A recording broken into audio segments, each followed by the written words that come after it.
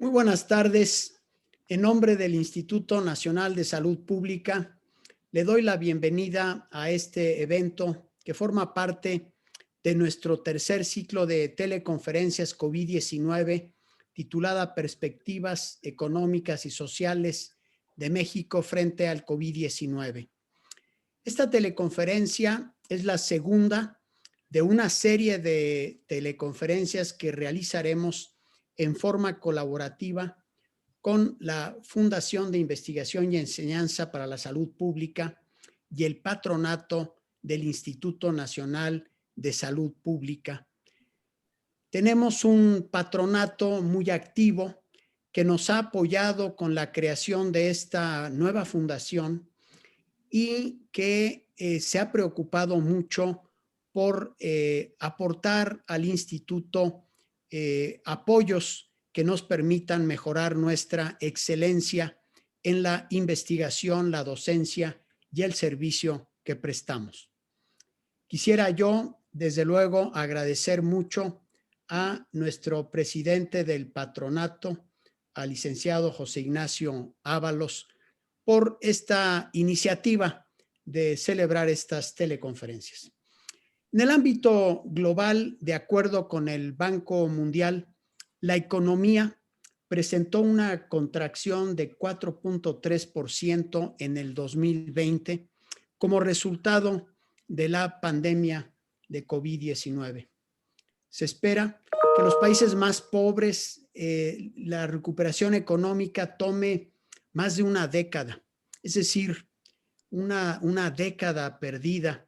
Además, se espera un incremento importante en indicadores de pobreza a nivel global. Estimaciones del Banco Mundial sugieren que entre 40 y 60 millones de personas caerán en situación de pobreza extrema tras la pandemia.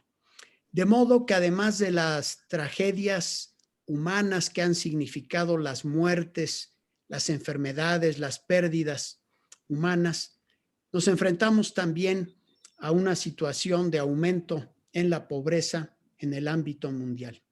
En México, de acuerdo con estimaciones del INEGI, el Producto Interno Bruto sufrió una contracción de 8.5% con respecto a 2019. La tasa de desempleo durante el último trimestre de 2020 fue de 4.6%, un incremento de 1.2 puntos porcentuales con respecto al mismo periodo del 2019. Y este efecto fue aún más fuerte en el sector informal de la economía, en el que trabaja la población más vulnerable, que no tiene seguridad social.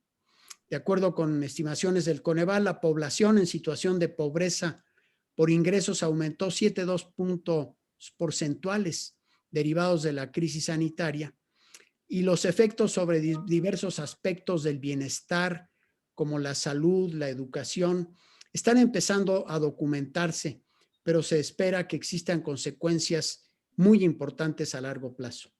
Además, la crisis por COVID podría incrementar los niveles de desigualdad en el país. Se estima un incremento de 3.9% en el índice de Gini, lo cual es considerablemente mayor al observado en anteriores pandemias. Ante este preocupante panorama, el objetivo de nuestro seminario es analizar algunos de estos aspectos para México, y tenemos a una investigadora y 3 investigadores de gran reconocimiento y excelencia que abordarán el impacto de la pandemia de COVID-19 sobre el ingreso, el consumo, la pobreza, la desigualdad en nuestro país. Y tenemos también a 3 comentaristas igualmente de gran excelencia que nos ofrecerán sus reflexiones. El moderador el día de hoy es el doctor Sergio Bautista. Y antes de presentar a Sergio para darle ya la palabra y la conducción de la teleconferencia, termino agradeciendo nuevamente al patronato del INSP, a todos sus integrantes, por el apoyo al instituto, por la colaboración en esta teleconferencia y, desde luego, en particular a su presidente, el licenciado José Ignacio Ábalos, a quien le cedo la palabra.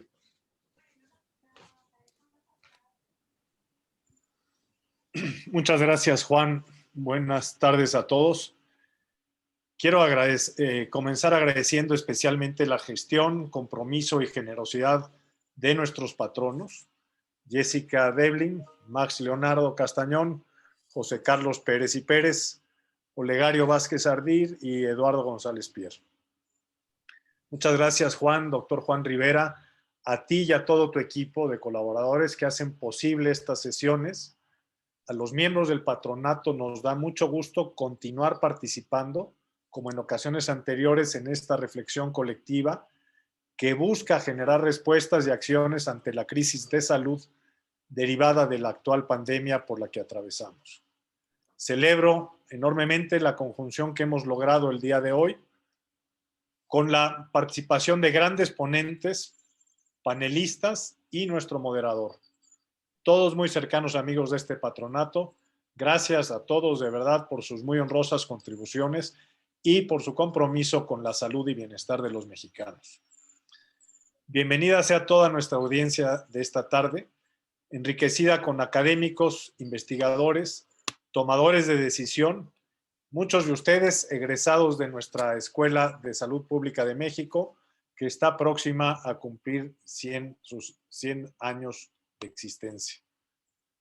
De manera coordinada, el Patronato y la Fundación para la Investigación y Educación en Salud Pública, FIESP, junto con el Instituto Nacional de Salud Pública, queremos propiciar espacios de diálogo y discusión como este, que ya son parte de una agenda de trabajo que apoya y contribuye al logro de nuestros objetivos comunes.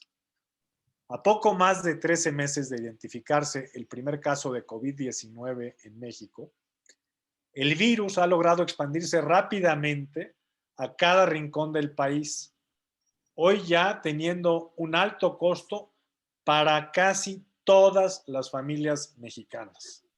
La pandemia actual está agravando severamente las desigualdades sociales, no solamente en temas que afectan la renta o el ingreso, sino alcanzando también y quizá con mucha mayor profundidad la salud e integridad física y emocional de las personas. Como es evidente, nos encontramos en una crisis sin precedentes. Lograr una predicción certera del saldo final resulta una tarea que pareciera casi imposible de alcanzar. Webinars como este nos invitan a reflexionar profundamente sobre los inminentes cambios en las estructuras y realidades de nuestro entorno. Por ejemplo, la contracción económica ocasionada por esta pandemia, que nos llama a explorar y proponer distintas intervenciones que permitan aminorar estos impactos negativos. Una de estas muchas intervenciones es la vacunación, pero sabemos que no debiera de ser la única, ya que aún no conocemos su efectividad en el tiempo, ni si este es el camino para lograr la inmunidad de rebaño o su erradicación. Con esta sola acción, sabemos que estamos lejos de frenar el crecimiento de las disparidades mencionadas, así como de garantizar en forma óptima la protección de la salud física y emocional de los mexicanos. Es por ello que este webinar busca adelantar los diálogos y la reflexión sobre las perspectivas económicas y sociales de México frente al COVID.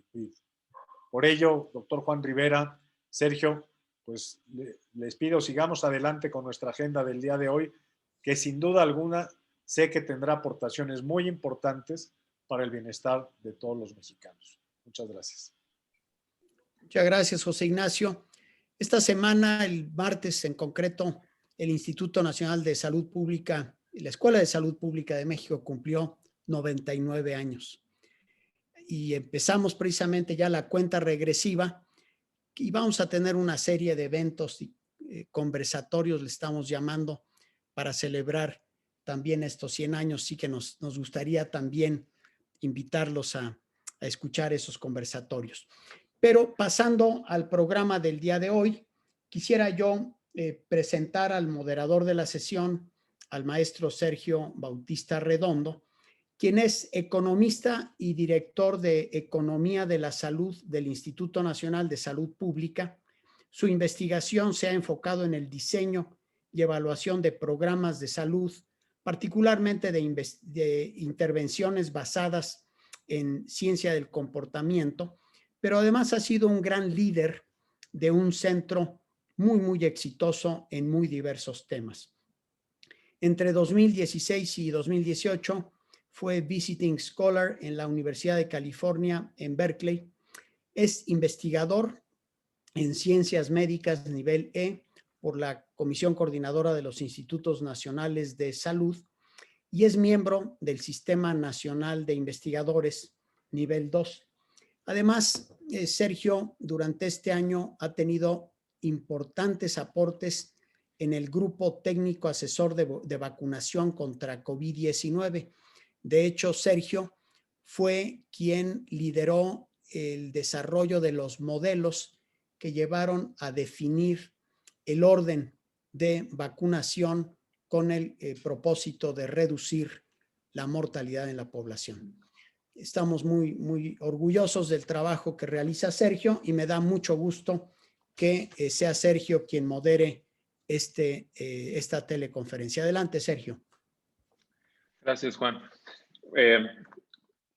Para poder avanzar rápido a las presentaciones, que de verdad tenemos hoy un panel de lujo para discutir estos temas, me gustaría mencionar nada más que tenemos 10 minutos para cada presentación, después tendremos comentarios y después esperemos una sesión de preguntas y respuestas. Yo les indicaré a nuestros ponentes cuando queden 30 segundos para que puedan cerrar.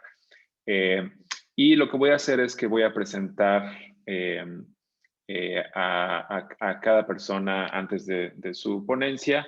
Las preguntas estarán al final, entonces avanzaremos con las 4 ponencias de manera inmediata. Entonces, vamos a empezar nuestro seminario de hoy con la doctora Graciela Teruel, quien es pues muy reconocida en nuestro país e internacionalmente por su trabajo como economista enfocada en temas de desarrollo. Ella es maestra y doctora en Economía por la Universidad de California en Los Ángeles, licenciada en Economía por el ITAM, actualmente directora del Instituto de Investigaciones para el Desarrollo con Equidad en la Universidad Iberoamericana, fue consejera académica fundadora del Coneval y miembro del Comité Técnico de Medición de la Pobreza, además de codirectora de la Encuesta Nacional sobre Niveles de Vida de los Hogares en México. Y desde EQUIDE coordina los esfuerzos de levantamiento de la COVID-19. Ella pertenece al Sistema Nacional de Investigadores y sus temas de investigación son medición del bienestar, evaluación de programas sociales y medición de la pobreza y movilidad social. Y también ha sido miembro del comité editorial del Trimestre Económico, una revista de economía muy renombrada en nuestro país. La doctora Teruel nos hablará del impacto de COVID en el bienestar de la población mexicana, evidencia de la en COVID-19. Adelante, doctora. Muchísimas gracias, Sergio, por la introducción.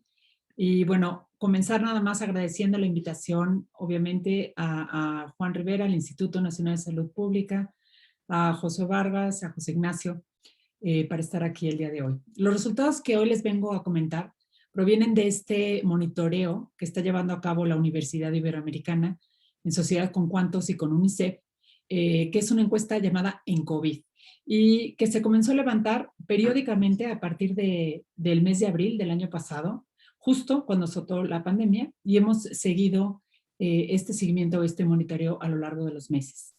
Y la idea de esta encuesta ha sido contar con un instrumento que nos permita evaluar el cambio en el bienestar de los mexicanos en 4 grandes temas, como es salud mental, acceso a la alimentación, ingresos y empleo.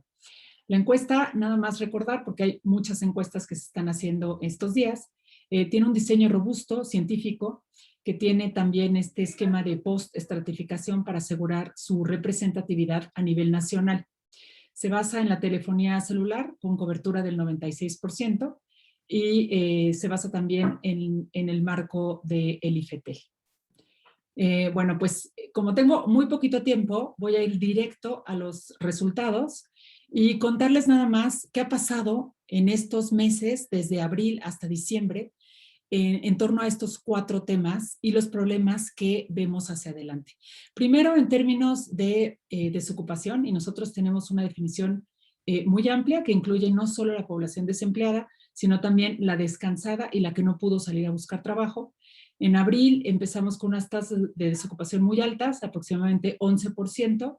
Mayo obtuvo la mayor tasa de desocupación, 15.5%, y a lo largo de los meses se ha venido recuperando de manera favorable. De hecho, llegamos a diciembre con unas tasas de 7.1, muy por debajo del punto más álgido que fue mayo del año pasado. ¿Qué significan estas tasas en términos de millones? Pues en mayo hubo 8.9 millones de personas desocupadas y en diciembre cerramos con 3.9 millones de personas. ¿Quiénes fueron los que más sufrieron o la población más vulnerable en términos de desocupación? Fueron los trabajadores de menor nivel socioeconómico, de nivel bajo y nivel medio, y también aquellos que se encontraban en el sector informal. ¿Cómo está cambiando este COVID el mercado de trabajo en México? 40% de la población económicamente activa reportó haber perdido su empleo. O sea, 4 de cada 10 en la PEA reportó haber perdido su empleo o haber dejado de trabajar en algún momento entre marzo y diciembre del 2020. 32% de ellos terminó cambiando de empleo. 46% de los que cambiaron de empleo se mantuvieron en empleos informales. 25 en empleos formales y 23 pasaron de empleos formales a informales. 47% reportó trabajar menos horas. 58 recibieron menos ingresos y 43% perdieron prestaciones al cambiar de trabajo. Entre los que no cambiaron de empleo, 64 trabajaron menos días y menos horas. 63% tuvieron menos ingresos y 23% también le quitaron prestaciones. Entonces, el mercado laboral, primer resultado, se ha visto muy afectado por esta situación. En términos de ingresos, ¿qué es lo que hemos notado?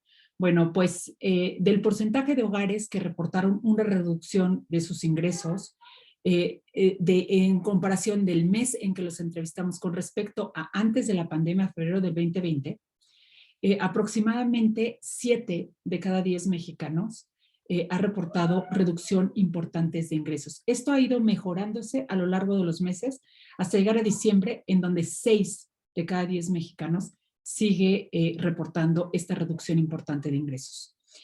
Pero cuando vemos, bueno, qué tan importante fue esa reducción de ingresos, encontramos que a lo largo de todos los meses, y esto es desde abril hasta diciembre, 1 de cada 3 mexicanos ha reportado una pérdida de ingresos de más del 50%. Entonces, segundo gran resultado tiene que ver con estas pérdidas importantes en los ingresos. Una de las cuestiones que ya adelantaba Juan hace ratito cuando estaba haciendo esta presentación es que habían estas diferencias, que el COVID y esta crisis estaba exacerbando estas desigualdades. Nosotros encontramos sin duda que esto también está ocurriendo cuando vemos estas pérdidas de ingreso por niveles socioeconómicos. Encontramos que los de menor nivel socioeconómico, 6, casi 7 de cada 10 están reportando este menor ingreso, mientras que en niveles socioeconómicos altos es 4 de cada 10. Entonces, estas diferencias se siguen haciendo cada vez más grandes. En términos de el porcentaje de la población que recibe algún programa social, vemos todavía que es poco. Desde abril hasta diciembre encontramos que aproximadamente 3.5 personas de cada 10 están recibiendo algún programa social, y cuando incluimos también ayudas específicas por el COVID, este porcentaje sube a 4. Entonces todavía hay mucho espacio para seguir mejorando en términos de ayuda gubernamental para hacerle frente a esta crisis. Cuando vemos cómo se distribuye esto a lo largo de la distribución del ingreso, vemos que los más pobres reciben programas sociales, pero solo 3 de cada 10. En términos de qué están haciendo entonces los hogares para afrontar esta crisis, pues una de las estrategias es poner en riesgo su patrimonio. Están de hecho pidiendo prestado. 24% lo hicieron en mayo, y esto ha aumentado a lo largo del tiempo hasta 41%. En términos de seguridad alimentaria, tenemos que ha caído drásticamente la seguridad alimentaria, pasando de, según la ENSANUD, 49% en 2018 a 24%, la mitad en julio y agosto de este año, y en diciembre tenemos resultados de aproximadamente 33% de la población con seguridad alimentaria. El problema más grande que vemos, además de ver otra vez estas diferencias grandes en ingreso, es que lo que ha ido aumentando es la inseguridad alimentaria y de forma consistente, 9% de 2018 a 16% en diciembre. ¿Y qué quiere decir esto? Que hay un porcentaje importante de la población que no accede a alimentos adecuados, a la cantidad de alimentos, lo cual es muy grave y es un foco muy rojo. En términos de ansiedad, es el último de nuestros indicadores, tenemos los niveles de ansiedad se han mantenido estables, afectando aproximadamente 1 de cada 3 mexicanos desde el inicio de la medición. Y son síntomas severos de ansiedad, los cuales se agravan cuando se cruzan con estos otros indicadores de pérdida de empleo o de ingresos. Esto va a tener afectaciones muy importantes en pobreza. Estimamos que va a haber 9 millones más de pobres en México a partir del próximo año, y también en términos de pobreza extrema, 7 millones adicionales que van a caer en pobreza extrema. Entonces, ya nada más para resumir, en términos económicos parece haber una recuperación en el empleo, pero no así en los ingresos, y los empleos recuperados son de peor calidad a los que teníamos antes. La gente en promedio perdió ingresos importantes y no los ha recuperado. Va a haber una cantidad importante de personas que entren a pobreza que antes no estaban. Los impactos de la crisis son diferenciados, afectando mucho más a los pobres y ampliando estas brechas que ya existían. Finalmente, en términos de salud mental, está aumentando mucho este problema sin que haya una adecuada atención por parte del sector salud para atenderla. Todo esto simultáneamente tiene repercusiones en el bienestar de las personas, y lo único que quería terminar es que todavía estamos a tiempo de tener intervenciones para atender a la población. Muchos de esos impactos que estamos observando van a ser impactos negativos, no solo a corto plazo ahorita mientras dure la pandemia, sino a mediano y largo plazos. Aprovecho nada más para avisarles que estas bases se encuentran públicas en la sede de la Universidad Iberoamericana, que pueden acceder a ellas muy fácilmente. Y ya nada más aprovechar para agradecer a UNICEF por su apoyo y por su acompañamiento a lo largo de este levantamiento. Muchas gracias. Excelente, muchas gracias y perfecto el tiempo, además. Muchas gracias, doctora. Qué investigación tan relevante. Vamos a dejar la discusión hacia adelante, y para avanzar me gustaría presentar a nuestro siguiente ponente, quien es el doctor Miguel Sekeli, también muy reconocido por su trabajo en los últimos años. Actualmente el doctor Sekeli es director del Centro de Estudios Educativos y Sociales de México y es asesor del Banco Mundial, del Banco Interamericano de Desarrollo, UNICEF, de la ONU para Desarrollo, entre otros. Entre 2006 y 2010 se desempeñó en el gobierno mexicano como subsecretario de Educación Media Superior, y entre 2002 y 2006 fue subsecretario de Prospectiva, Planeación y Evaluación de la Secretaría de Desarrollo Social. Él cuenta con un doctorado en Economía y maestría en Economía por la Universidad de Oxford, en Inglaterra, y ha publicado extensamente sobre temas educativos, de política social, de pobreza y desigualdad, y de evaluación de políticas públicas. El doctor Sekeli nos hablará del impacto social del COVID y de opciones para amortiguarlo. Adelante, doctor, muchas gracias.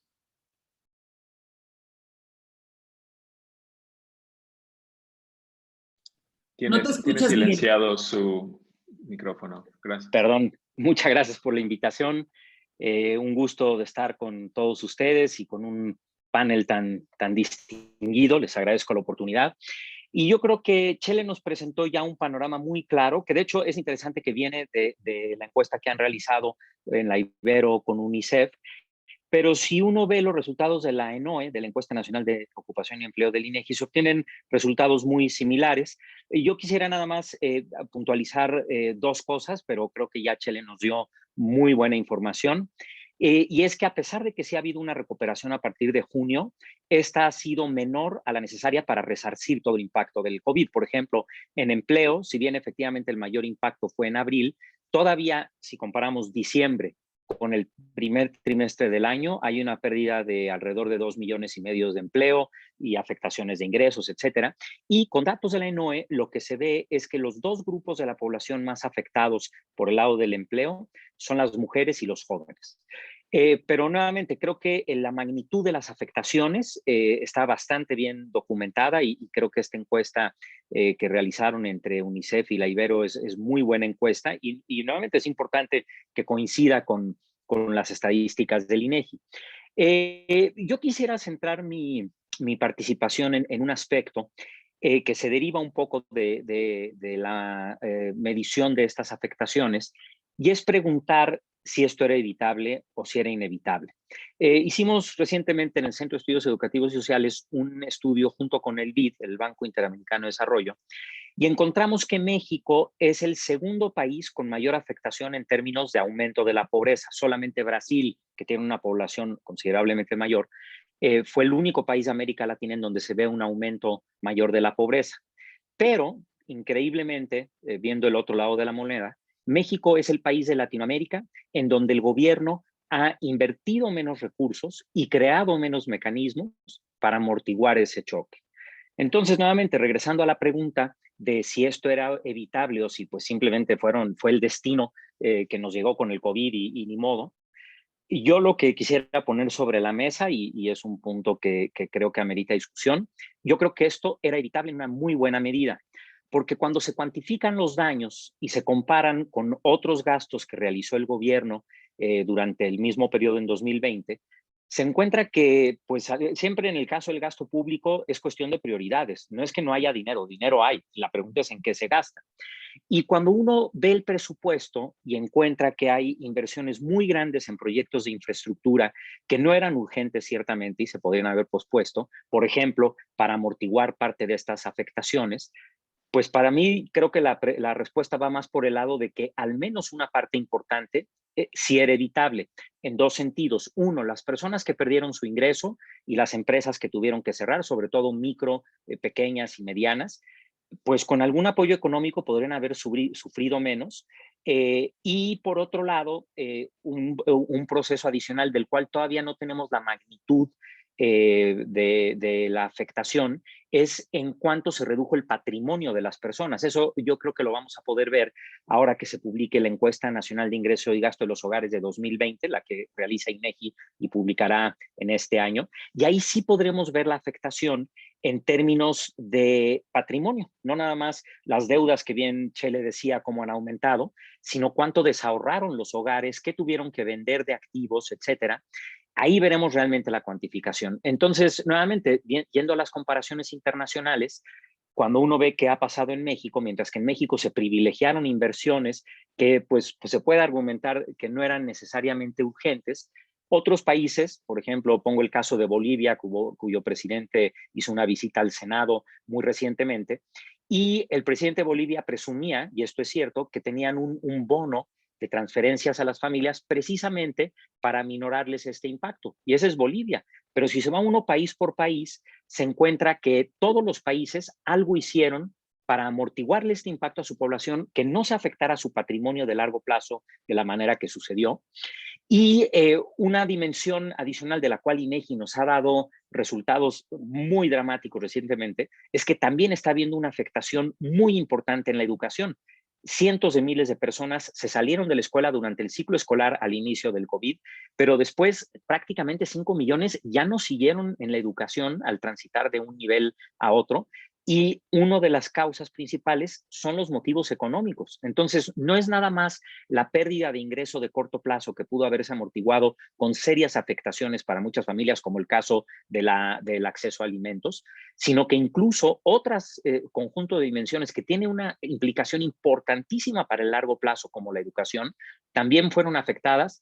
literalmente sin que el gobierno metiera las manos. Entonces, nuevamente, creo que un punto de discusión sí hay que dimensionarlo, pero otro, ¿era evitable o no? Y aquí quiero también hacer referencia a muchos estudios que se hicieron antes de tener estas mediciones, incluso la encuesta que presentó Chele, desde el principio de la pandemia empezó a dar resultados, ya se veía esta afectación venir, no era necesario esperarnos al final, y precisamente con herramientas estadísticas se previó, hay muchos estudios que previeron estos impactos y nuevamente no se hizo nada. Yo hace poco oí al secretario de Hacienda, perdón la alusión, decir que la afectación había sido terrible y que todavía muy probablemente iba a ser peor si la vacunación no se apuraba. Y me fue inevitable acordarme de una anécdota que creo que revela lo que está sucediendo. Y la anécdota es la siguiente. Está una persona en la playa descansando y llega su amigo y le dice, oye, cuidado que ahí viene un alacrán. Perdón, el que está ahí descansado le dice al amigo, oye, pásame el antídoto porque ahí viene un alacrán.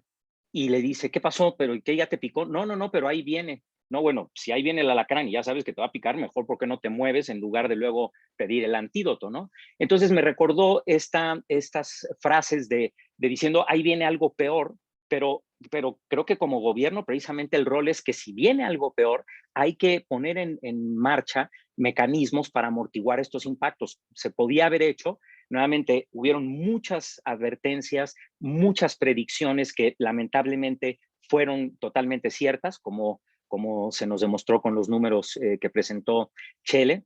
Y yo creo que efectivamente todavía estamos a tiempo de hacer algo. Creo que ya hay un costo muy grande. Por ejemplo, este costo educativo es algo muy lamentable y que va a tener consecuencias de largo plazo. Todavía algo se puede amortiguar. Por ejemplo, si en el caso de la educación, la Secretaría de Educación, más que estar pensando solo en regresar a las aulas, se preocupara por medir la afectación en aprendizajes, ahí podríamos tener una medición de la magnitud del daño y, regresando a clases o no, empezar a resarcir ese daño, que se puede todavía resarcir en parte, actualizando a los alumnos, dándoles un tratamiento especial.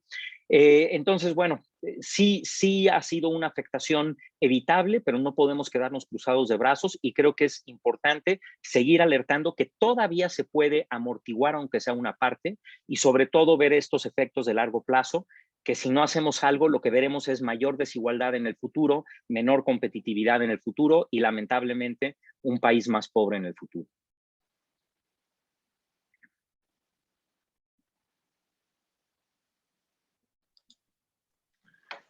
Excelente, muchas gracias, doctor Zakelin.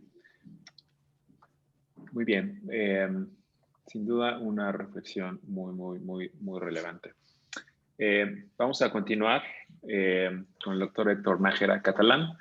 Héctor es doctor en política social por parte del Centro de Estudios de Pobreza y Exclusión Social de la Universidad de Bristol, en el Reino Unido, donde además trabajó como investigador asociado senior y actualmente es investigador honorario.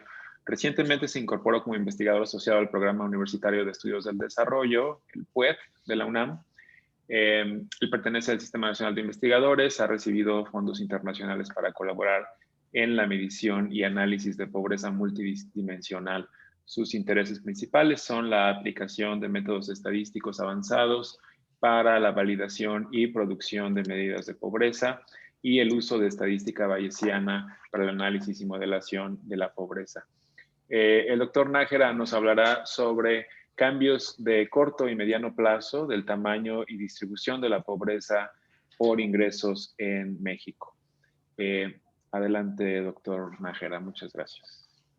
Muchas gracias al instituto y al patronato por la invitación. Voy a compartir mi pantalla, tengo una presentación breve. Lo que les voy a platicar ahora son los resultados de un estudio que hemos venido haciendo durante este año en compañía de Curtis Hoffman y con colaboración del profesor Fernando Cortés sobre el tamaño y la distribución de la pobreza en la época de COVID. Nos planteamos dos preguntas principales. Una es, ¿cuál ha sido la evolución durante el 2020 de el ingreso per cápita de los hogares? Y la segunda pregunta, la evolución del tamaño y de la distribución de la pobreza extrema y pobreza por ingresos, que son dos tipos de pobreza muy sensibles en el corto plazo a algún tipo de crisis. Voy a hablar muy brevemente de los datos y del procedimiento que utilizamos. Me quiero enfocar más en los resultados.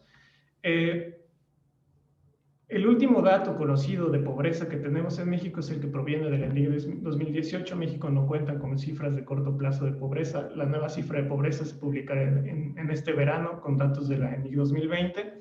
Esto impone el reto de traer a niveles prepandemia el nivel de ingreso per cápita para poder aproximar la estimación. Esto lo hicimos utilizando dos escenarios, uno con el Índice Nacional de Precios al Consumidor y otro ajustando el ingreso por cambios en precios de alimentos. El escenario 1 es menos dramático que el segundo escenario. Ahora verán un poco cuáles son las consecuencias de ambos. Típicamente el 70% del ingreso de un hogar proviene de los ingresos laborales. De ahí la importancia que ha tenido la pandemia en términos de sus efectos en el mercado laboral y su consecuente efecto sobre los ingresos de los hogares. Lo que supusimos es que la mayor variación que observamos durante el 2020 de los ingresos se explica mayormente entonces por el ingreso laboral. Mantuvimos el resto de los componentes constantes, aunque podemos hablar un poco de cuáles son las consecuencias de estos supuestos. Utilizamos información oficial para hacer la modelación, utilizando las encuestas nacionales de ocupación y empleo, las distintas rondas disponibles durante el 2020, y lo que hicimos fue utilizar modelación bayesiana y un estimador bayesiano de áreas pequeñas que permite descomponer los resultados para estimar el cambio de los ingresos laborales respecto al ENOE 2020, el primer trimestre, que es el periodo de referencia, para distintos perfiles y combinaciones de estos perfiles de población. Con esto, estimación de los cambios, lo que podemos entonces es hacer un recálculo del ingreso laboral para cada uno de los periodos del 2020, y con ello podemos tener distintos ingresos per cápita durante el 2020 y simplemente seguir la rutina de cálculo oficial del Coneval para estimar los cambios para distintos puntos en el tiempo en pobreza extrema y pobreza por ingresos. Voy a mostrarles los resultados seleccionados. La información más amplia, la nota técnica que acompaña estos resultados se puede consultar en la página del web de la UNAM. Y bueno, el primer resultado es sobre qué es lo que hemos estimado respecto al comportamiento de la pobreza por ingresos bajo ambos escenarios. Bajo el primer escenario, lo que estimamos es un incremento de 7 puntos porcentuales. Lo que vimos en los primeros 2 meses de la pandemia fue un repunte muy rápido de la pobreza por ingresos y después una desaceleración, pero como se ha mencionado por parte de los anteriores panelistas, no hay evidencia de una recuperación a los niveles prepandemia, en los niveles de pobreza. Bajo el segundo escenario, que es más dramático, se estima un aumento de 49 a 65% con un margen de error de 3%. Las diferencias entre un escenario y otro es que bajo el primer escenario se estima una caída del ingreso corriente per cápita de 3% y bajo el segundo de 10 puntos porcentuales. La pobreza extrema por ingresos ha seguido una trayectoria muy similar, un repunte en los primeros meses de la pandemia y después una desaceleración sin evidencia de que haya regresado a los niveles iniciales, con un aumento de 4 puntos porcentuales en el primer escenario y un aumento de 17 a 29% en el segundo, que lleva cifras en pobreza por ingresos de un aumento de aproximadamente 9 millones y 6.5 millones en el caso de pobreza extrema. Gracias al método que utilizamos podemos hacer descomposiciones a nivel de entidad federativa, y lo que observamos es que entre febrero y diciembre, el último trimestre del año, hay incrementos en todo el país, pero principalmente en el norte del país.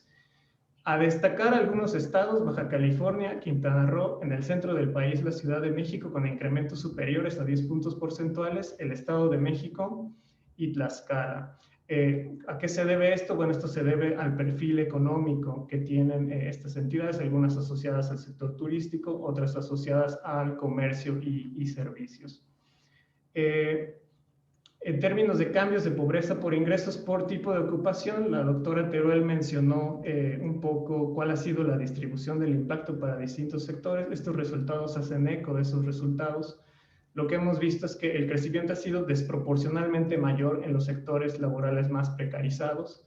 Si bien los sectores menos precarizados, las ocupaciones asociadas a esto como profesionistas y técnicos, funcionarios, directores y jefes, sí mostraron un aumento muy rápido en el corto plazo.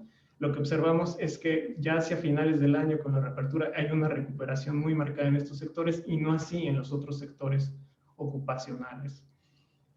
Un resultado interesante que también encontramos es que cuando consideramos la composición del hogar, la crisis ha afectado desproporcionalmente a las personas que habitan en hogares con menores. El aumento es de aproximadamente 7 puntos porcentuales en ese tipo de hogar que tiene unas características muy particulares con mayor propensión a vivir, mayor riesgo a vivir en pobreza respecto a los hogares sin menores que tienen apenas un aumento de 2 puntos porcentuales. Una característica de esta crisis, que no es exclusiva de esta crisis, pero es muy marcada, es que la población que ya era pobre muy probablemente es más pobre en el 2020. Hay un distanciamiento respecto a las líneas de pobreza en ambas poblaciones, considerando tanto la línea urbana como la rural, esto bajo el escenario 1, pero también bajo el segundo escenario. Y bueno, con estos resultados, ¿qué reflexiones podemos hacer? Una primera es, ¿cuáles pueden ser las consecuencias de este aumento tan rápido y de la distribución de la pobreza durante el 2020? Bueno, varias cosas en las que tenemos que pensar es, considerando el perfil de la nueva población en pobreza, pensar qué política social tenemos ahora, un poco la reflexión que hacía el doctor Sekeli, también pensar en la política social que teníamos con la nueva administración y cuál es su relación con lo que sabemos de los perfiles de la población pobre en el país. ¿Cuál es la relación entre los grupos y territorios con perfiles de pobreza muy característicos y su asociación con fenómenos muy concretos de salud física y mental? Sabemos, gracias al trabajo del Instituto Nacional de Salud Pública, cuál es, por ejemplo, la distribución por nivel socioeconómico de algunos de estos problemas. Y un aspecto para cerrar es, lo que tenemos ahora son estimaciones derivadas de pérdidas en ingreso y de pobreza por ingreso, que es una aproximación indirecta, pero la evidencia longitudinal que tenemos en todo el mundo en estudios de pobreza es muy clara que a caídas de ingreso le siguen aumentos en carencias materiales y sociales. Esto significa que tenemos que poner atención en cómo cambian los patrones de consumo en términos de alimentación, de educación, de esparcimiento, de salud, qué tipo de inversiones tienen que hacer los hogares en este contexto en términos de al interior de los hogares, qué tipo de inversión hacen, qué tipo de decisiones hacen y tipos de actividad. Y el riesgo que se abre de pasar de pobreza temporal o de corto plazo a pobreza crónica o consistente derivado del impacto de la pandemia. Esto tiene consecuencias en términos de cómo se abren las desventajas sociales que ya conocíamos antes de la pandemia, qué ha pasado con estas después de la pandemia y qué pasa en términos de la infancia, que es un grupo muy particular, sobre todo a partir de cómo se lee en el marco de la política social actual. Y bueno, estos resultados no consideran, por supuesto, la posibilidad de que exista una tercera ola de contagios y una necesidad de volver a ejercer las políticas de confinamiento con todas las consecuencias que tiene en el ámbito económico. Eso es todo. Muchas gracias. Excelente. Muchas gracias. Muy buenas preguntas para motivar la discusión más adelante, me parece, con las que terminó Héctor. Muy bien. Vamos a proceder con nuestra última presentación, que está a cargo del doctor José Luis Figueroa Oropeza, del Instituto Nacional de Salud Pública. José Luis es economista con más de 14 años de experiencia profesional en el área de salud pública y desarrollo internacional. Actualmente es investigador en el Centro de Investigación en Sistemas de Salud en el Instituto, y dentro de sus principales intereses está la evaluación de políticas e intervenciones para mejorar la salud y la nutrición, así como su potencial para disminuir las brechas de bienestar entre diferentes grupos poblacionales. Hasta 2019 fue investigador asociado del International Food Policy Research Institute, del IFPRI, en el Cairo, en Egipto. José Luis es actuario por la Universidad de las Américas en Puebla, con maestría y doctorado en Economía por la Universidad de Lovaina y de Gante, respectivamente. José Luis hablará sobre bienestar familiar durante la pandemia mediante un análisis del gasto de los hogares mexicanos. Adelante, doctor Figueroa. Gracias. Gracias, Sergio. Muchas gracias por la invitación al Instituto Dr. Juan Rivera, al patronato. Voy a compartir mi pantalla. Y bueno, yo les voy a hablar, como ya dijo Sergio, de un análisis que hicimos para tratar de medir el bienestar de las familias mexicanas a raíz de la pandemia, utilizando una medida muy particular que es el gasto. Entonces, bueno, el bienestar familiar, digamos, como hemos escuchado, se ha visto afectado por la crisis económica que estamos viviendo a raíz del COVID-19, y esto ha afectado seguramente diferentes dimensiones de bienestar de las familias. La forma en que gastan los hogares nos ayuda a entender cómo pudieron haber enfrentado la pérdida de ingresos durante la pandemia, y en este sentido, pues el gasto es una buena medida de bienestar económica familiar en el corto mediano plazo. El gasto también es importante o nos ayuda a medir la capacidad de los hogares para satisfacer no solo necesidades económicas, sino también nos da información sobre cómo pudieron satisfacer necesidades de los hogares en términos de otros componentes importantes del bienestar, como son la salud, alimentación y otros rubros que voy a mencionar a continuación. Entonces, bueno, si vamos a usar gasto, cabe preguntarnos qué tan buena es esta medida para analizar bienestar. Y bueno, la particularidad que tiene el gasto es que los hogares tienden a ajustar su consumo en respuesta a variaciones en el ingreso. Entonces, esto lleva a que frecuentemente las familias ajusten precisamente en lo que gastan. Esto puede ir en varios sentidos, pero un posible ajuste que se puede observar es que frecuentemente los hogares, como dijo la doctora Teruel, usan ahorros o venden activos para mantener el mismo nivel de consumo antes de este, digamos, shock. O también otro ajuste posible es que se recorten algunos rubros, es decir, que se deje de consumir o se deje de comprar en rubros que no son tan esenciales como podrían ser la salud y la alimentación. Entonces, bueno, en ese sentido, el gasto es menos variable que el ingreso y por tanto nos resulta útil para medir bienestar más de largo plazo. Además de esto, bueno, el gasto es una buena aproximación de ingreso familiar en contextos como el nuestro, en nuestro país, en donde el empleo es frecuentemente informal y los mercados laborales son poco eficientes. Bueno, nosotros en este ejercicio medimos 3 componentes principales del gasto. El primero en alimentos, porque, bueno, el gasto en alimentos de las familias muestra la capacidad de los hogares para cubrir diversos requerimientos nutricionales y también nos permite o nos da una buena aproximación sobre cómo se gasta en diferentes tipos de alimentos. Entonces, en este sentido, es una indicación, pues digamos, nos dirige para entender un poquito mejor cómo se puede estar, digamos, cambiando la calidad de la dieta de los hogares.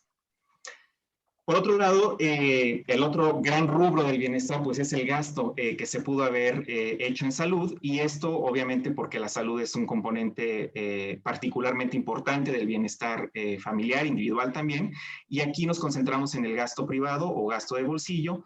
Y bueno, esto es importante sobre todo en países como el nuestro, como México también, en donde el acceso a la salud pues no es todavía garantizado o universal para toda la población.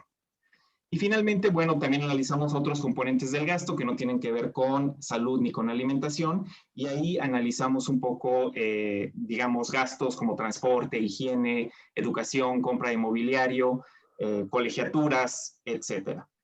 Estos 3 grandes componentes, salud, alimentación y esto que llamamos otros gastos, pues nos ofrece un panorama general del bienestar económico de las familias en México. Bueno, El objetivo principal entonces es, primero, evaluar bienestar familiar, medido a través de gasto de los hogares durante la primera etapa de la pandemia por COVID-19, y el segundo, tratar de tener una aproximación de cómo pudieron haber cambiado estos patrones de gasto antes y después de la pandemia. Entonces, tenemos datos de 2018, como hemos visto, del EMIG, y utilizamos también datos de 2020 para comparar estos patrones a nivel muy agregado, ¿no?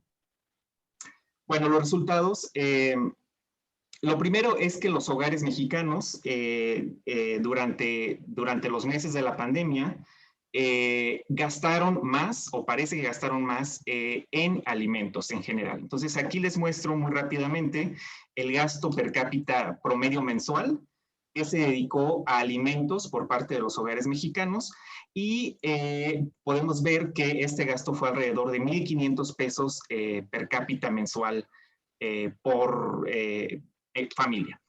Y algo también que es importante destacar es que cuando vemos este gasto en alimentos entre hogares ubicados en zonas rurales y urbanas, pues vemos que el gasto en zonas urbanas fue mucho mayor, alrededor de 1,500 pesos per cápita mensual, comparado con 1,200 pesos per cápita en áreas rurales. Algo que también es importante destacar es que no en todas las regiones del país se gastó de igual forma.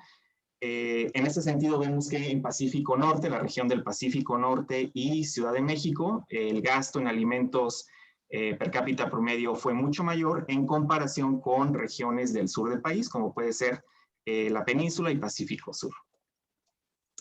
Bueno, algo que también observamos es que independientemente de dónde vivan los hogares o dónde estén localizados los hogares, pues los hogares con más ingresos, más ricos, gastaron en general más en alimentos que los hogares más pobres. Aquí les muestro el gasto per cápita que se hizo en alimentos, comparando el 20% de los hogares más pobres, o sea, en el primer quintil, contra el 20% más rico. Y bueno, como pueden observar, la diferencia a nivel nacional del gasto per cápita en alimentos entre hogares ricos y pobres fue de casi 900 pesos en promedio. También observamos este mismo patrón a lo largo de diferentes regiones del país.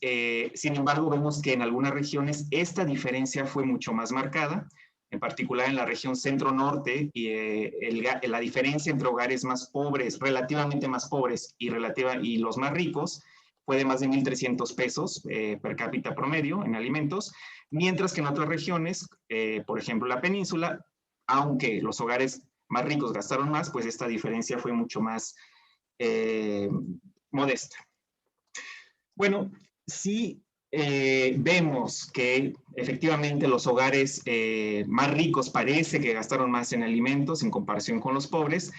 Cabe también preguntarse cómo fue, digamos, la estructura de este gasto. Entonces, aquí les muestro el gasto en proporción que destinaron los hogares a distintos rubros alimenticios. Como pueden ver, el gasto que destinaron los hogares en el quintil más bajo de ingreso, los más pobres, fue de más de 50% destinado a lo que podríamos llamar alimentos básicos como cereales, tubérculos, frutas, legumbres y verduras, mientras que este mismo gasto en proporción fue mucho menor para los hogares más ricos. Eso también lo vemos en otros rubros alimenticios, como carnes y lácteos. Sin embargo, llama la atención, o es importante aquí destacar, que la proporción del gasto no parece cambiar mucho cuando vemos alimentos altos en contenido energético, como bebidas azucaradas, dulces, botanas, etc. ¿Cómo se ve el gasto en salud? Bueno, lo primero a destacar con relación al gasto en salud es que la magnitud fue mucho menor a nivel nacional, un promedio de 126 pesos per cápita por familia, y no parece haber grandes diferencias entre este gasto en hogares de áreas rurales y urbanas, y bueno, sí vemos algunas regiones con un gasto en salud un poco mayor. La composición del gasto en salud también parece cambiar o es diferente cuando observamos la proporción del gasto que destinaron para diferentes necesidades en salud entre pobres y ricos, hogares más pobres, más ricos.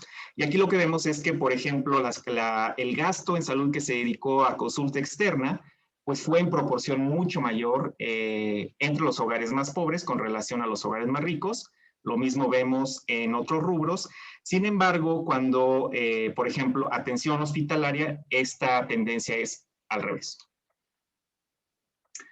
Bueno, para tratar de tener una idea general de cómo pudieron haber cambiado estos patrones de gasto antes y después de la pandemia, nosotros usamos datos de la ENSALUD COVID-19, que se recolectó en el primer semestre de 2020, y lo comparamos con patrones de gasto de la INEGI 2018. Y bueno, ambas son encuestas representativas a nivel nacional y esto da un panorama general de cómo pudo haber cambiado este gasto a nivel familiar. Entonces, sí, bueno, puedes ir cerrando ya, José Luis, por favor. Sí, lo primero que vemos es que este gasto en alimentos subió digamos, entre 2018 y 2019. Sin embargo, las comidas fuera de casa disminuyeron sensiblemente. Cuando vemos salud, hubo un aumento muy modesto, pero un aumento entre 2018 y 2019.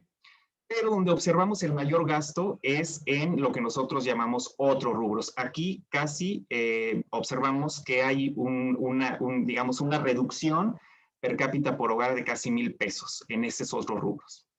Bueno, como conclusión, observamos que el gasto en alimentos no disminuyó y aumentó incluso en algunos rubros como frutas, verduras y otros alimentos. Aumentó, sin embargo, también el gasto en alimentos de alta densidad energética. Hubo una disminución muy fuerte en preparados y consumidos fuera de casa y un aumento muy modesto en salud. Vemos también una disminución fuerte en algunos rubros como transporte, vestido, bienes culturales, lo cual no es sorprendente. Y bueno, como conclusión, bueno, vemos que aunque los hogares parece que mantuvieron su nivel de gasto en alimentos al menos, es posible que estos patrones se modifiquen conforme la crisis sigue avanzando. Y finalmente, bueno, es posible que, obviamente, como se ha mencionado ya en este panel, que se necesiten medidas para proteger la seguridad alimentaria y el bienestar a través de redes de apoyo social que estén bien focalizadas. Muchísimas gracias. Muchas gracias. Muy bien. El siguiente bloque del seminario consiste en una serie de comentarios o reacciones a las presentaciones que vimos, que esos comentarios estarán a cargo pues también de personas muy reconocidas en el estudio de estos temas. Los comentaristas tendrán hasta 5 minutos para hacer su intervención y los voy a presentar a continuación. Tendremos en primer lugar la participación de la doctora Arantxa Colchero, quien es investigadora de la Dirección de Economía de la Salud del Instituto Nacional de Salud Pública. Posteriormente, el doctor Gonzalo Hernández Licona, director de la Red de Pobreza Multidimensional de Oxford. Y finalmente, del doctor Rodolfo de la Torre, director del Programa de Desarrollo Social con Equidad del Centro de Estudios Espinosa Iglesia. Yo les indicaré en caso de ser necesario cuando sus 5 minutos hayan concluido. Muchas gracias. Doctora Colchero, por favor. Muchas gracias, Sergio, por la invitación. Me parecieron excelentes las presentaciones, información muy relevante. Y a mí me gustaría discutir un poco, pensar qué está pasando, a qué se debe y cómo podríamos caminar con esto. Pero lo que muestran todos es que el impacto económico ha sido enorme y una buena parte, por supuesto, por las medidas implementadas por el gobierno para reducir la transmisión, pero desafortunadamente yo creo que se acompaña con este impacto enorme en la parte económica, se acompaña quizá no haber tampoco logrado parar esta epidemia. Entonces es un círculo vicioso muy grave, porque también vemos digamos que quizá si hubiera hecho falta tener medidas más drásticas, lo pongo sobre la mesa, porque el problema del círculo vicioso es que la gente además se enferma y esto le cuesta. Entonces, por un lado, yo creo que hay una parte de este impacto económico que tiene que ver con algo estructural que viene de hace mucho tiempo. Y recuerdo una plática del doctor Orlando Cordera que decía que México lleva muchos años con un crecimiento muy mediocre, con una inversión en infraestructura realmente mediocre para el país que somos, tanto en educación, en salud. Es increíble, tenemos un sistema de salud que está fragmentado, que no estuvo listo para enfrentar la pandemia. Hemos estudiado esto y de la gente que tuvo síntomas relacionados con COVID y que fueron atendidos, 67% se atendieron en el sector privado, lo cual es muy grave que el sistema de salud mexicano no respondió a la pandemia. Y esto probablemente también ha sido un impacto importante en términos del gasto de bolsillo, el gasto en salud, el gasto de bolsillo. Entonces, o sea, por un lado es algo que viene de hace mucho tiempo, y lo que parece como preocupar más es la informalidad, porque como decía la doctora Terro, mucho del impacto ha sido en el sector informal. Entonces ha sido un impacto en términos de la pérdida, pero también en términos de la dificultad de seguir las medidas, de quedarse en casa. Entonces los más pobres también han sido los más afectados en salud, ¿no? Entonces, ¿cómo? O sea, hay una parte que el país, o sea, el gobierno tendrá que enfrentar en términos de este rezago económico y en infraestructura y en el sistema de salud que lleva mucho tiempo en el país, ¿no? Muy mediocre hemos estado, pero también, y estoy de acuerdo con el doctor Sekeli, que faltan muchas políticas públicas actuales porque han sido insuficientes para contener el impacto económico, ¿no? Básicamente, yo no estoy segura si el presupuesto alcance, quizá incluso debamos endeudarnos como se han endeudado otros países para dar apoyo sin duda a las micro y pequeñas empresas, a las familias más pobres, sobre todo a estas familias más pobres que además han tenido que salir a trabajar y que han estado más expuestas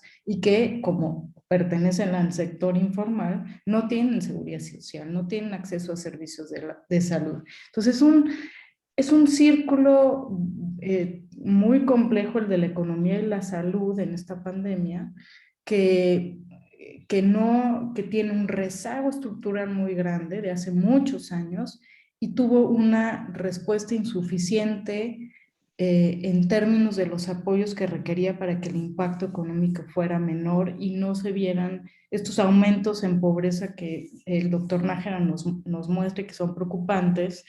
Y entonces habría que ver cuántos recursos se necesitarían, a quiénes se les necesitaría dar y cómo lograr que, por un lado, estos recursos puedan reducir el impacto económico que ha tenido, pero también lograr que la gente se exponga menos, ¿no?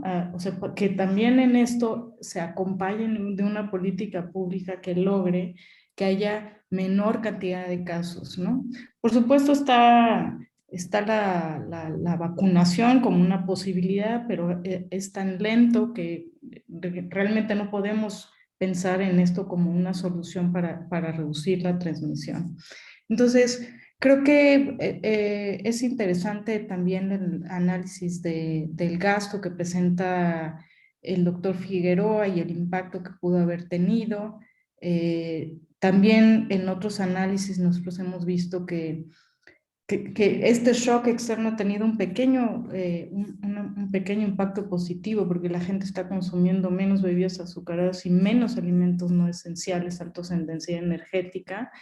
Eso es positivo, pero claro, lo que no es positivo es lo que decía la doctora Teruel en términos de la inseguridad alimentaria. Entonces, hay una parte que también habría que pensar en políticas públicas para mejorar la seguridad alimentaria. Habría que pensar en subsidios quizá para que la gente consuma alimentos saludables que no tiene acceso por las pérdidas económicas.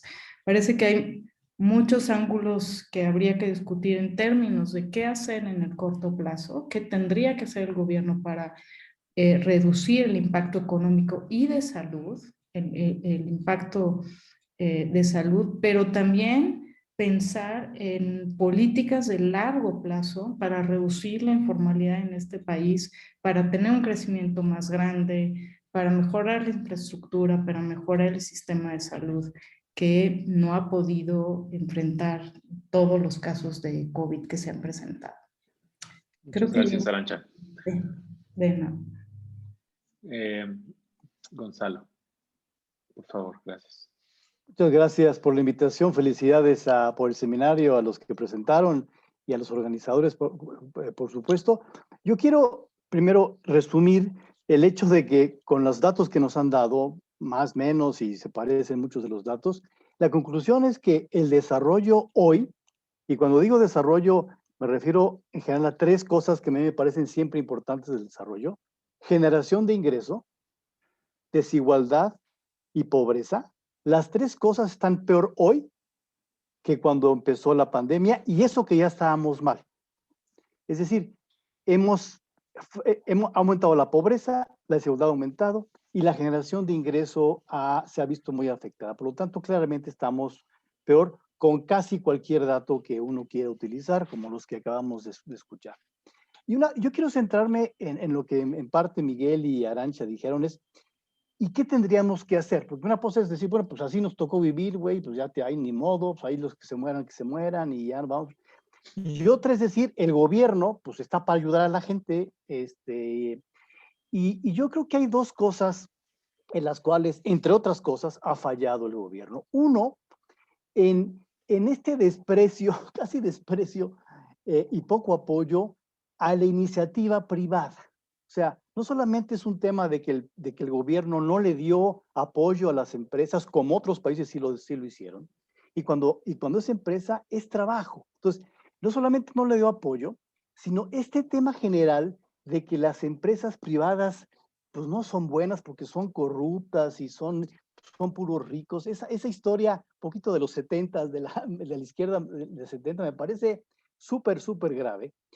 No solamente porque no le das apoyo directo, sino porque si hay una forma para salir adelante en las crisis, en la parte económica, es la inversión de la gente, junto con la inversión gubernamental, por cierto. Pero si el gobierno no tiene lana, pues la mayor fuente de empleo es de la iniciativa privada, y si tú no le das, no un cheque en blanco, sino las facilidades y la confianza, la recuperación no va a llegar muy pronto. Entonces, ese es un problema que es más allá de la pandemia. Ese es un tema general del gobierno. El segundo es pensar que los programas sociales que están hoy son la solución tanto a la pandemia como a la pobreza. Quiero mostrar aquí, a ver si puedo dar la pantalla muy rápidamente. Quiero mostrar la cobertura de programas públicos y transferencia por deciles, del primer decil más pobre al 10º decil más rico, para el censo 2020, que es este amarillo que está acá, y para las CENICS 18 y 16 que están acá arriba, ¿no? La fuente es diferente, pero sí es importante ver que la cobertura en la población más pobre de programas sociales es mucho menor que hace unos años.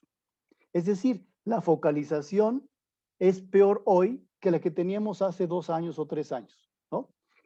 Si no me creen que aquí estamos mezclando fuentes, vayámonos a la ENOE. La ENOE, la misma ENOE, en 2020 y 2017, la 2020, la cobertura de programas sociales para la gente más pobre es menor que lo que teníamos hace 3 años. Por lo tanto, los programas sociales no solamente no están diseñados para la pandemia y no se modificaron por la pandemia y no se hicieron programas para el trabajo, para las empresas, sino que se quedó igual, digamos, no pasó nada, sino que la política social de transferencias nuevas tiene un menor impacto en la cobertura de la población más pobre, a diferencia de lo que cada mañanera nos dicen que primero los pobres y no sé qué cosa. Entonces, esos son datos, no son del datos de la mañanera, no son datos del PAN, no son datos del PRI, son datos de lo que la gente dice que recibe de programas gubernamentales. Entonces, claramente pensar, como lo piensa el gobierno, que los programas sociales, uno, están solucionando la pandemia y dos, van a solucionar los problemas de pobreza y de bienestar de la población más pobre, es un gravísimo error. Están haciendo mucho menos que antes. Y no es que antes estuviera bien, simplemente están haciendo menos que antes. Muchas gracias.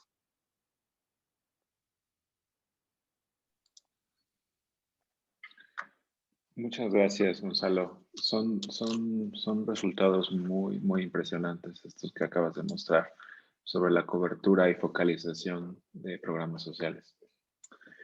El doctor de la Torre, por favor, con su comentario antes de iniciar una discusión de nuestros panelistas. Muchas gracias por la invitación, una felicitación por el seminario. Quisiera referirme puntualmente a lo que cada uno de los presentadores nos acaba de mostrar y que creo que delinean muy bien el panorama tan preocupante que tiene no solamente la situación socioeconómica de las familias en México, sino también de la política pública. Chele nos ha mostrado pues una serie de cifras muy preocupantes respecto al enorme impacto que ha tenido en el mercado de trabajo la situación de la pandemia y no nada más en el mercado de trabajo. Simplemente agregaría que en un estudio reciente que acabamos de realizar en el CEI, en la parte más difícil de la pandemia, casi una cuarta parte de la población económicamente activa o dejó la ocupación que tenía, o dejó de buscar trabajo, o dejó de tener una ocupación remunerada. Y esto por varios meses, lo cual significa que tenemos pues un impacto que se va a sentir mucho más allá del año anterior, sino que pues va teniendo consecuencias en el futuro. Me parece que es extraordinariamente pertinente la pregunta que hace el doctor Szekely de que esta situación podía haberse evitado o no.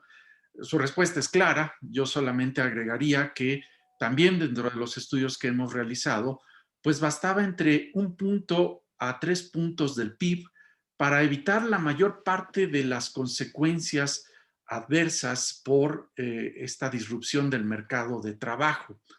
Era inevitable posiblemente con la información que se tenía que se interrumpieran las actividades productivas de forma prolongada, pero la consecuencia de esa interrupción pudo haberse moderado y me parece que estaba al alcance de la política pública el haberlo hecho.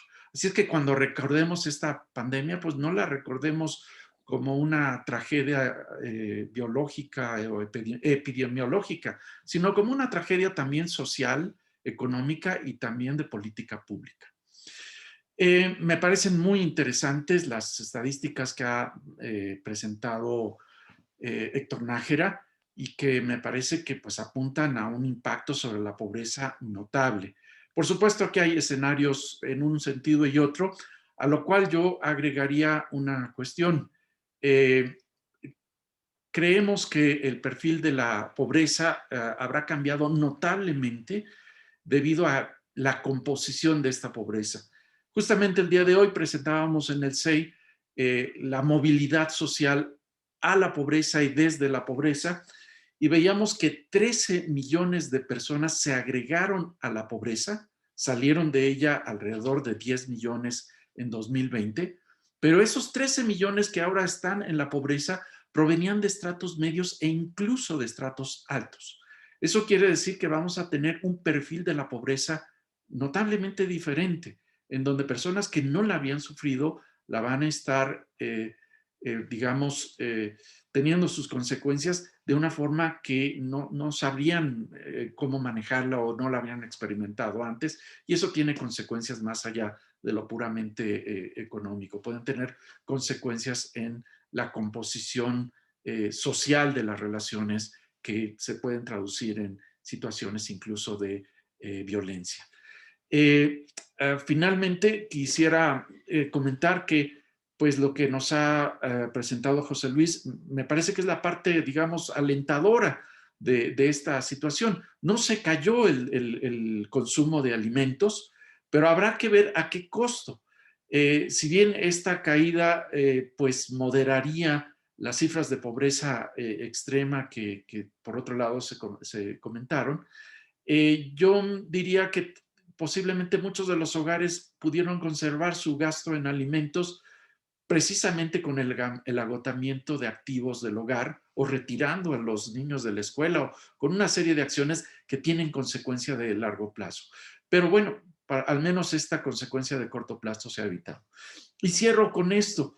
Me parece que este panorama que nos han presentado hace urgente una acción de política pública. ¿Y qué es lo que estamos observando? Algo que ya ocurrió para este año es el incremento en parte de las transferencias en efectivo de algunos programas, en particular de Jóvenes Construyendo el Futuro. Y también está el anuncio del presidente de que se van a incrementar las pensiones a adultos mayores. Me parece que tiene un ángulo perfectamente comprensible y positivo estos dos anuncios, pero lo que está en juego es algo más. Y Arantxa ya lo mencionaba, tenemos que concentrarnos en fortalecer el sistema de salud y sobre todo, con lo que ya se mencionaba, mejorar las condiciones del sistema educativo que va a pasar una factura intergeneracional. Las generaciones actuales en el futuro van a tener consecuencias severas por la disrupción de sus actividades y esto en parte por no haber dado un gasto público adecuado para el mejor equipamiento ante esta situación.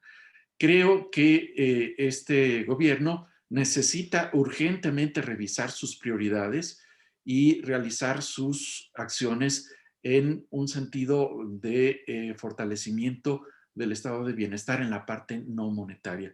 Y me parece que desafortunadamente esto no está ocurriendo. Hasta aquí mi comentario. Muchas gracias. Excelente, muchas gracias. Pues a mí me parece que esto nos da pie para una muy buena discusión. Ahora por parte quisiera dar la palabra otra vez a nuestros ponentes.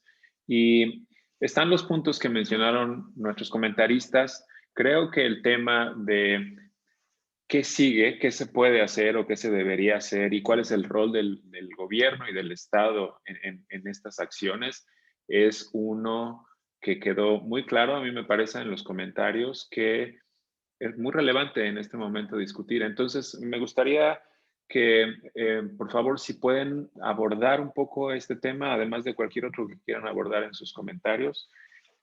Y vamos a seguir el mismo orden que en las presentaciones. Entonces, por favor, Chele. Muchas gracias, Sergio. Sí, yo desafortunadamente no tuve tiempo de presentar otro tipo de resultados, pero todos, en general, los resultados que hemos medido van justamente en esta misma línea. Y a mí una de las cuestiones que más me preocupan, y lo mencionó Gonzalo como uno de sus puntos, es el tema de la desigualdad. Sí, estamos viendo que todas estas brechas que ya existían desde antes se están haciendo mucho más grandes. Y si la pregunta es, ¿qué podemos hacer? Dado que el gobierno no está haciendo mucho. O sea, no está apoyando a los empresarios que podrían de alguna manera ayudar a mantener el empleo. Yo creo que todavía estamos a tiempo de tener intervenciones en esta dirección, porque las afectaciones en el empleo, si bien la tasa de desocupación se ha ido recuperando, todavía no llega a niveles de prepandemia, pero la calidad del empleo no se ha recuperado. La gente participa más en el sector informal, trabaja menos horas y gana menos. Entonces, no basta con ver solamente lo que está pasando con las tasas de desocupación, sino también lo que está pasando en términos de empleo. Entonces, yo creo que un apoyo al empleo es todavía indispensable y todavía estamos a tiempo de hacerlo. Creo que en términos sociales, sí, las afectaciones son gravísimas, tanto lo que hemos hecho nosotros en el IQVIE como en las estimaciones que presenta Héctor, en términos de las afectaciones en pobreza y pobreza extrema, son muy grandes. Y Gonzalo está aquí para poder comentarlo, pero ¿cuánto tiempo tendrá que pasar para revertir esos incrementos en pobreza? Si tú ves una serie histórica de lo que pasa en términos de niveles de pobreza, nos tardamos años en poder reducir unos cuantos puntos, ¿no? Entonces, en ese sentido, creo que también las consecuencias son muy graves y como lo comentó Gonzalo, las intervenciones gubernamentales no están dirigidas, uno, a los más pobres, pero tampoco están dirigidas a resolver los problemas de las personas que están cayendo en pobreza.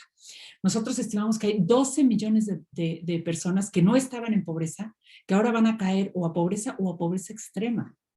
Entonces, hay muchas intervenciones que podrían ayudar de manera temporal a estas personas a minorar este impacto. Entonces, me parece que hay espacio, sin duda, para que el gobierno recapacite, escuche a la gente que está haciendo mediciones objetivas, gente que tiene además buenas ideas de qué hacer. Este panel yo creo que es sin duda un ejemplo y poder reconformar, como decía Miguel Sekeli, el gasto. O sea, dinero hay, efectivamente.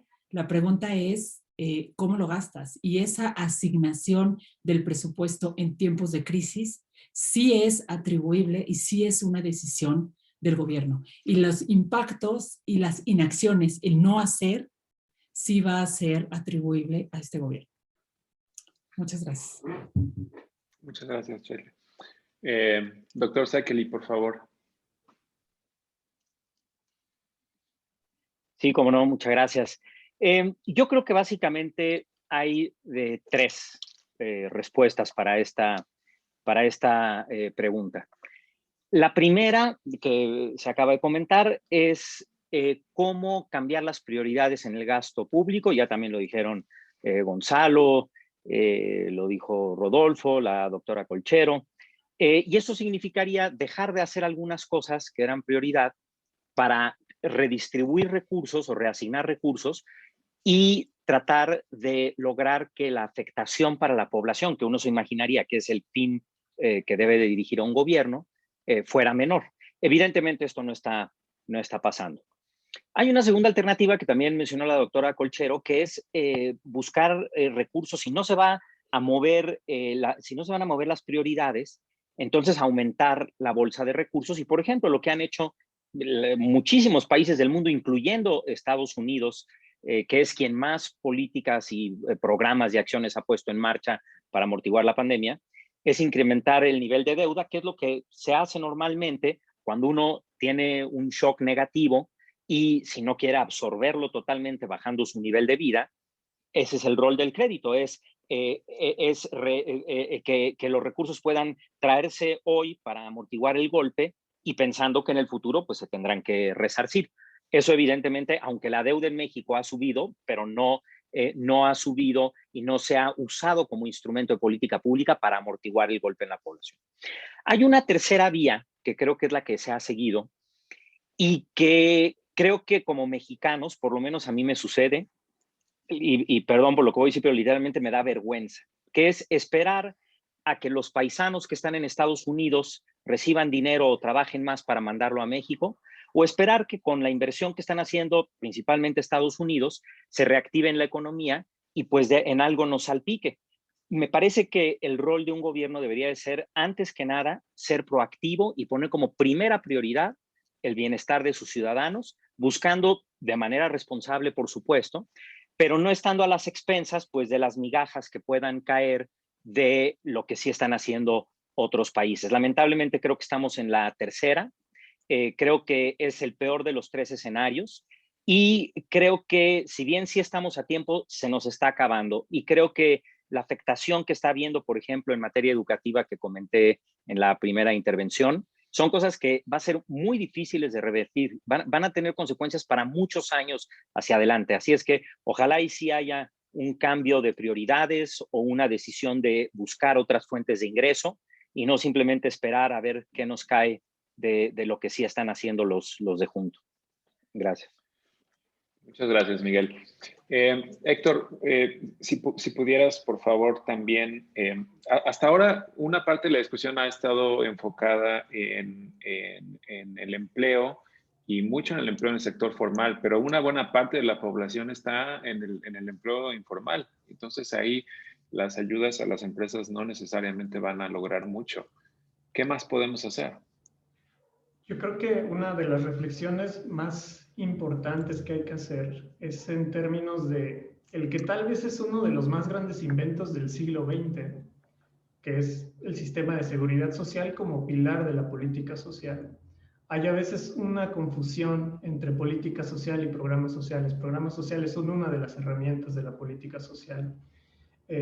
Como mostraba Gonzalo, hay una preocupación del volumen de los programas sociales y de su distribución, pero también hay que tener presente otra preocupación que tiene que ver con las características de los programas sociales. Y aquí es importante hacer una separación entre la atención de las consecuencias de la pobreza de corto plazo, que bien puede ser vía transferencias, pero otra discusión muy importante, que es la que hemos tenido en las últimas décadas respecto a nuestra política social, es de la política social que necesitamos para abatir las causas de la pobreza. Y ahí la discusión tiene que ver con qué tipo de recursos, activos, capacidades, infraestructura, en el sentido amplio de la política social, tendríamos que hacer para atender este gran aspecto de la estructura que tiene la pobreza y la desigualdad en México.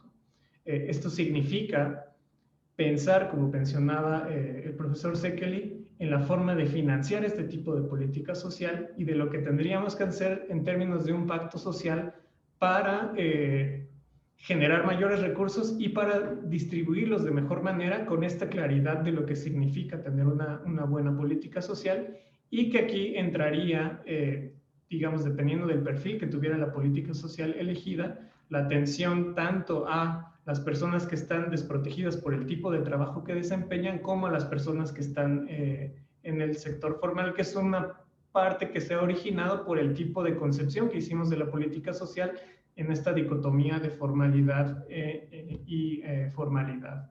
Ese sería mi comentario. Excelente, muy bien, muchas gracias. José Luis, por favor, en un minuto resúmenos tus conclusiones. Bueno, solamente un comentario muy puntual, que ya va en línea con lo que estaba mencionando Héctor. Yo creo que lo que necesitamos es entender, obviamente, en dónde se necesitan los esfuerzos. Ahorita estamos empezando a entender cuál fue el efecto de esta crisis, pero bueno, simplemente en el sector salud necesitamos entender mucho mejor no solamente cuál fue la posible afectación económica por haber sufrido COVID, sino por otras enfermedades, ¿no? Entonces, mi comentario sería que creo que necesitamos entender mucho mejor qué tipos de hogares se vieron más afectados, en dónde, qué tipo de familias, la estructura de esta afectación. Creo que ese sería mi comentario. Muy bien, pues muchísimas gracias. Yo les agradezco de verdad mucho a todas y todos sus participaciones. Me parece que ha sido una discusión excelente y muy rica, muy pertinente, y que, aunque por un lado nos deja una sensación pues devastadora por los datos que vimos, también me parece que son una muestra de la potencial capacidad que tenemos en este país para proponer y para encontrar salidas creativas y positivas a los problemas que tenemos. Muchas gracias, y le dejo la palabra al doctor Juan Rivera para que cierre el programa. Hay varias preguntas ahí, pero me parece que la mayoría de ellas fueron abordadas por nuestros participantes. Gracias. Bueno, tenemos ya muy poco tiempo. Quiero agradecer mucho a las y los participantes. Tengo poco tiempo y yo resumiría que fue una mesa, por un lado, fascinante por la calidad de todas las intervenciones y los comentarios, preocupante por este panorama devastador que nos presentan y al mismo tiempo útil por las salidas que se han propuesto. Es decir, hay propuestas muy concretas de acciones que podrían realizarse. Chele decía, todavía tenemos tiempo. Alguien más decía, pues a lo mejor ya no tanto, pero creo yo que hay propuestas muy claras que permitirían mitigar de alguna manera este impacto y reducir pues la pobreza, la desigualdad que caracterizó a este año por los efectos de la pandemia. Agradecer mucho nuevamente al patronato por su apoyo, a Sergio por la conducción, a los panelistas, las y los panelistas por sus excelentes participaciones y a los alrededor de 200 espectadores aquí en Zoom y varios más en Facebook que se conectaron. Muchísimas gracias a todas y todos. Gracias. Gracias, Juan. Gracias. Gracias.